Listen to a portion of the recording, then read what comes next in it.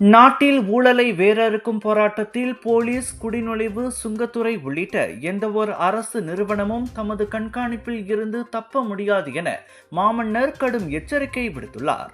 ஊழல் தடுப்பு ஆணையமான MECC ஆகவே இருந்தாலும் கூட அதில் விதிவிலக்கு கிடையாது என சுல்தான் இப்ராஹிம் திட்டவட்டமாக கூறினார். ஊழல் என்பது மக்களின் நம்பிக்கைக்கு துரோகம் செய்வதாகும். எந்த நிலையிலும் இதனை சகித்துக் கொள்ள முடியாது என இதுவரை விடுத்ததிலேயே மிக கடுமையான எச்சரிக்கையை Facebook பதிவில் அவர் வெளியிட்டுள்ளார். இடைத்தரகர்கள், உபகரணங்கள், சீருடை, மருந்து, மாத்திரை போன்ற அத்தியாவசிய பொருட்களை தருவிப்பவர்களும் தப்பிக்க முடியாது.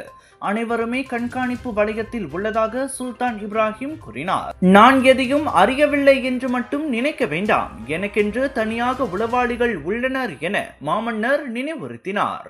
பொறுப்புகளை நேர்மையாக நிறைவேற்ற தவறும் அதிகாரிகள் உடனடியாக மாற்றப்படலாம். அந்த பொறுப்பை நேர்மையும் தகுதியும் வாய்ந்தவர்கள் ஏற்க வேண்டும் என்றும் அவர் குறிப்பிட்டார்.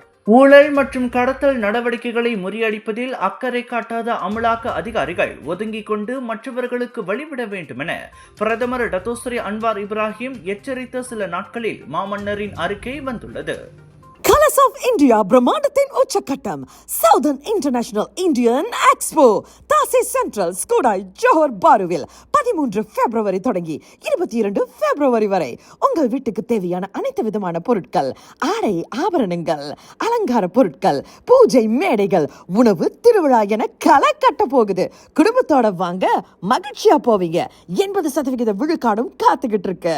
மறந்துடாதீங்க, சவுதர்ன் இன்டர்நேஷனல் இந்தியன் எக்ஸ்போ இவ்வாண்டின் மாபெரும் expo. Big sale, big discount.